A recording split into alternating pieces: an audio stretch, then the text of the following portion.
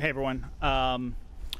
Just want to start off by extending my wishes to the people in New York. I worked at the league office for 3 years, so that incident did hit pretty close to home for me.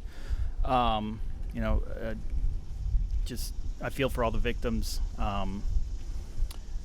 Just leave it there with that. As far as what's going on out here in Carolina, really excited about training camp. A lot of positive energy. I think you're really seeing the team being molded into the vision that Dave and Dan have, and we're really excited about 2025. So with that, just take your questions.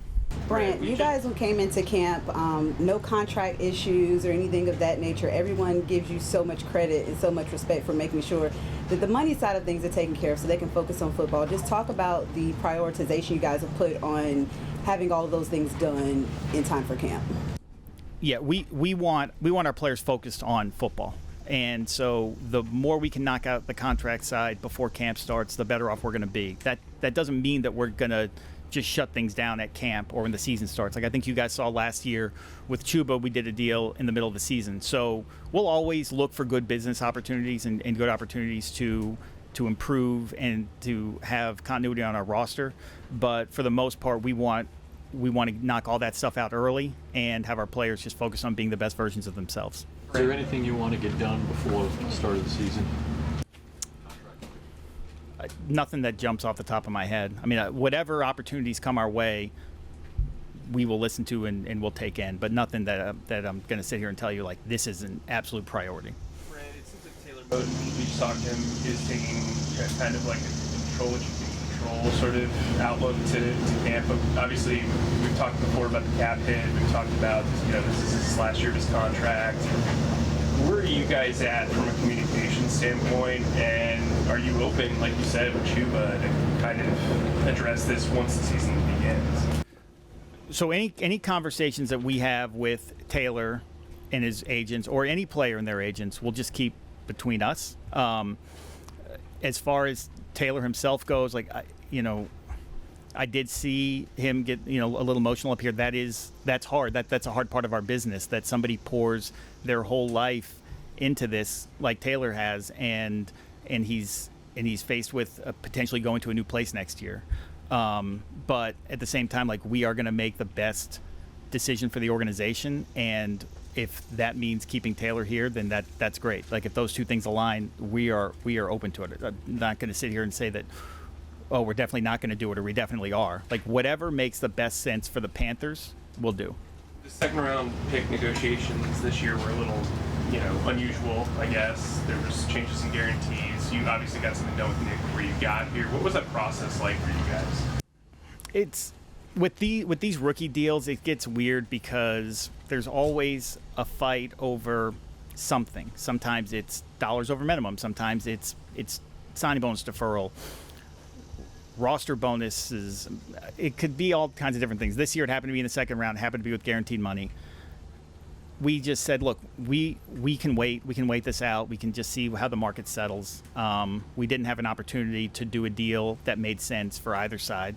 So we just waited for things to happen around us, and we did it. Is that the way that we always want to do things? No, I think we would prefer to set our own markets. But with the rookie deals, it becomes pretty tricky. We talked to Icky last week, and he had talked about how, obviously the city means to him being from here, and that he's going to let his agent handle things. Looking at the last couple of days, we've seen Rashawn Slater get paid out in L.A., saw Raven up there in Indianapolis. Has that sparked any sort of conversation between you guys and Icky and his agent? The deals that have been done, or as far as maybe getting an extension there for him? Yeah. So the deals that have gotten done have not really changed much for us. They came in where we thought they would. With Icky in particular, in his situation, it's really hard and tricky to get deals done for players after their third year who are first-round picks and they're still ascending. So, we're just keep on managing that. As far as the conversations go with his agent, again, just keep that between us. But Icky's an ascending player, and I think we're going to see the best version of him in 2025. Brandt, you talked after the draft about working through so many scenarios in advance. What's the in-season equivalent to that? As you guys are talking about the roster or whatever it happens to be. Yeah, so that's more Justin Davidoff and me. We will sit there and we'll go through. All right, here's how much money we have. Here's what our roster looks like. Here's who's playing well. Spending a lot of time with our scouting staff, a lot of time with the coaches, and just understanding what are the things that we could be facing next year and how do we accomplish those goals. And it's a pretty incomplete process, because then we have to get into, all right, like what does the draft look like, and where are going to be the opportunities there. So we just do the best we can. We come up with scenarios, and then we figure it out as it goes. For lack of a better term, as the money guy, I'm assuming there has to be a level of detachment that you have. Is that easy for you? That is not easy for me. No, it's actually pretty hard. But like, these jobs aren't easy, right? Even the players out here, like the players, they just busted their tail out there for 2 hours in this heat. That's not easy either. So I think we all have a job to do. I rely on the people around me to help me out and keep me in my lane, so to speak. Like, hey, this is just business. I think it also helps the fact that players have agents. Like, the players have agents for a reason, so that the emotions do stay out of it, and that cuts both ways. So, yeah, to answer your question, no, it's not easy. We're talking about the challenge of Icky's situation. Does the fact that both of your tackles, are due for an extension potentially, make it that much harder? Have both of them kind of timed up like this? So I don't see Icky as somebody who's up. Icky's still got another year. We exercise the option. So, it's not great from a planning standpoint to have a starter that is on the last year of his deal, and that's why our preference would be to have players under contract. But again, like, the deal is going to have to make sense for both sides. I would, just to follow up, some people might take that response as, because of the timing of it, that maybe Taylor's more of a priority. Is that the case?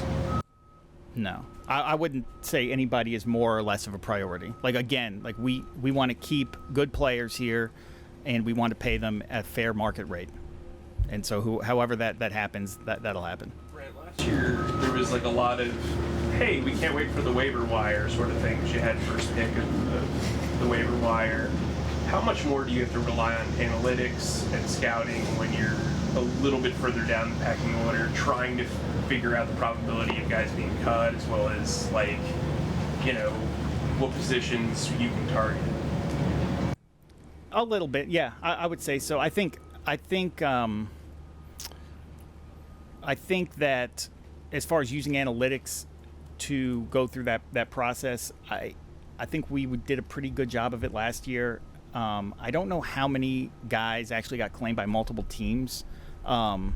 Just what I've noticed through the however many years it has been going through that process, 15 years, that teams tend to zero in on players, and they don't always zero in on the same player. So I think we're at 8 now, I think, or 7, I forget where we are. But wherever we are, I think we'll have an opportunity to get players who we want. But usually now, what I think, I'm just kind of doing this off the top of my head here, so Bruce is going to get mad at me, but I think you're seeing more trades now. And so the quality of player that's able to be claimed doesn't exist like it did 10 or 15 years ago. There wasn't a whole lot of depth. Do you feel like that has gotten better? Oh, yeah. And you can see it out there with how competitive the practices are. Dan and the scouting staff have done an amazing job of bringing in depth. Our coaches are really coaching them all up. So you're seeing the whole organization at play here. Brandt, I understand that Bryce is only going into his 3rd year and all these things. But how early do you consider a second contract for a quarterback who could be a franchise quarterback? Like, how does that process go? So I've only done it with Pat Mahomes in Kansas City, and Pat, it was a little easier because after Pat's 2nd year, Pat made it to the AFC Championship game. Like, we made it there. We had something good going. Like, we kind of knew, right? With Bryce, it's just like the Icky conversation. Like, Bryce is an ascending player, so I don't want to sit here and like make any kind of promises, any kind of statements about what we're thinking about for Bryce's contract or anything like that. Like, Bryce would probably be the first to tell you this. Like, Bryce needs to focus on football and being the best version of himself, and the contract stuff will get figured out. Obviously, the quarterback is important. Going off of that, so it kind of seems like a cadence for you guys, at least with the last 2 big deals you've done with Derek and JC, have been tag them, next offseason extend them. Is that kind of the cadence that you guys are comfortable with as an organization when it comes to guys like Icky or potentially like Bryce, or does it not really matter? I think we would like to do deals early, just generally. But again, they have to work for both sides, and so if it works, it works. Speaking of JC's contract, I mean, he's out here, he's talking, he's leading, he's doing everything. What does it mean to somebody who is negotiating that contract, but also is, has the weight of that contract on your salary cap, when a guy responds the way he does to getting that big deal? Oh, it's great. It's great for our team, and it's to me, it's a lesson in leadership, and it's how to do things the right way. I think you see it with JC in a big way right now, but we saw it last year and this year too with Robert Hunt and how much he's pushing, and he got a big contract. Damian Lewis too. Turk Wharton's out there doing the same thing. Like, all the guys who we've paid a substantial amount of money to have really stepped up and have continued to do so. Everybody good? Yep. Thanks, Brandt. Thanks, everyone.